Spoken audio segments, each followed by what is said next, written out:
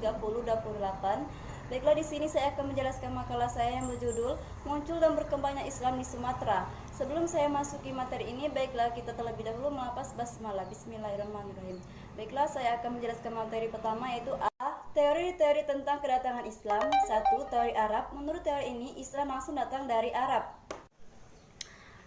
Tempatnya di Hermaut. Teori ini pertama kali didepankan oleh Crawford, Kaisar, Neiman, dan Fitt. 2.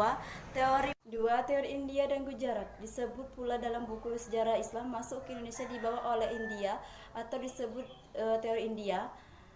Teori ini menyatakan bahwa Islam di Indonesia datang dari India.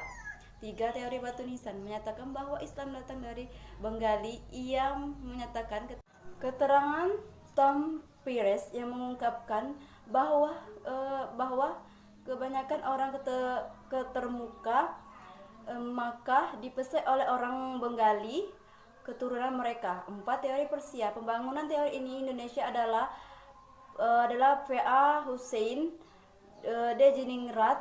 Fokus pandangan teori ini tentang agama Islam ke Indonesia berbeda dengan teori India Arab, sekalipun mempunyai kesamaan pada masalah Gujarat. B. Peranan bandar-bandar di Nusantara. Bandar merupakan tempat berlabuh kapal-kapal atau perdagangan. Bandar ini juga merupakan pusat dagang, bahkan juga digunakan sebagai tempat pengusaha perkapalan. Ada beberapa fungsi kota pelabuhan adalah sebagai berikut. 1. Sebagai tempat berlabuh kapal-kapal dagang, baik untuk membuat dan atau membongkar barang dagangnya. 2. Sebagai tempat transaksi perdagangan, jual beli barang. 3. Sebagai tempat persinggahan dan atau istirahat para dagang. 4. Sebagai tempat tinggal para pengusaha kapal dan para dagang. C. Kapal dan di mana masuknya Islam di Nusantara.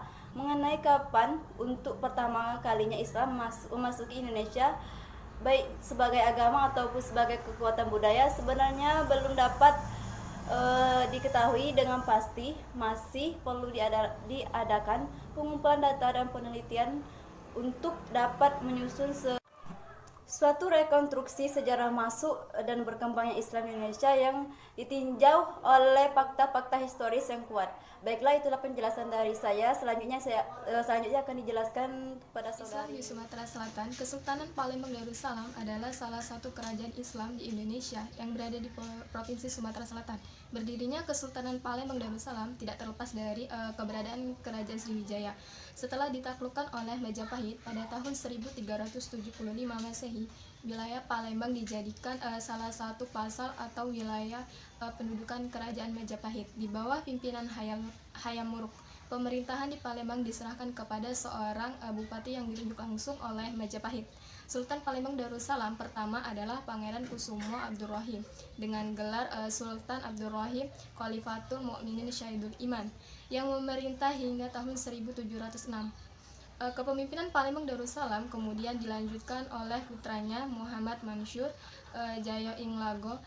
Namun setelah Sultan Muhammad Mansur wafat pada tahun 1706, terjadi perpecahan di internal kerajaan untuk merebutkan tahta. Perpecahan itu bermula dari wafatnya Pangeran Purbaya yang seharusnya menjadi sultan pengganti Sultan Muhammad Mansur. Sebagai penggantinya ditunjuklah adik Sultan Muhammad Mansur, Sultan Agung Komarudin Sri Truno. Setelah Sultan Agung Komarudin wafat, tahta kerajaan diserahkan kepada Pangeran Jayawikrama yang telah menikahi putri Sultan Agung Komarudin. Pangeran Jayawikrama mendapat gelar Sultan Mahmud Badarudin Jayawikrama atau Sultan Badarudin I. Pada masa pemerintahannya, Sultan Badarudin I membangun istana sekaligus benteng kerajaan yakni Kuta Besar. Pada tahun 1804, Sultan Badarudin I wafat dan digantikan oleh Sultan Mahmud Badarudin Khalifatul Mukminin Syahidul Iman atau Sultan Badarudin II. Pada masa Sultan Badarudin II ini terjadi banyak perlawanan terhadap Inggris, Belanda yang memasuki wilayah Sumatera Selatan. Sultan Badarudin II wafat di Maluku Utara pada tanggal 26 November 1852 dan kemudian dianugerahi gelar pahlawan oleh pemerintah Indonesia pada tahun 1984. Wilayah Palembang kemudian berada di bawah kendali pemerintahan Belanda. Pemimpin terakhir Kesultanan Palembang Darussalam adalah Sultan Ahmad Najamuddin yang pada 1825 diasingkan di Banda, kemudian dipindahkan ke Manado, Sulawesi Utara hingga wafat 1844. Kemudian Islam di Kesultanan Malaka 1414 sampai 1511 adalah sebuah kesultanan yang didirikan oleh para Meswara, seorang putra Melayu berketurunan Sriwijaya.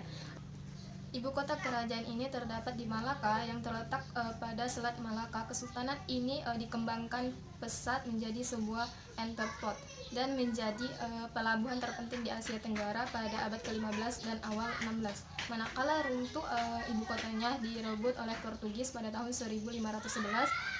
Kemudian Islam di Minangkabau dan Aceh. Selain Sribuza atau juga Sriwijaya disebut-sebut setelah dijamah oleh dakwah Islam, daerah-daerah lain Sumatera seperti Aceh, Minangkabau menjadi lahan dakwah. Bahkan di Minangkabau ada tambak yang memisahkan tentang alam Minangkabau yang tercipta dari Nur Muhammad. Ini adalah salah satu jejak Islam yang berakar sejak mula masuk ke Nusantara. Di saat-saat itulah Islam telah memainkan peran penting di ujung pulau Sumatera. Kerajaan Samudra Pasai menjadi kerajaan Islam pertama yang dikenal dalam sejarah. Namun ada pendapat lain dari Profesor Ali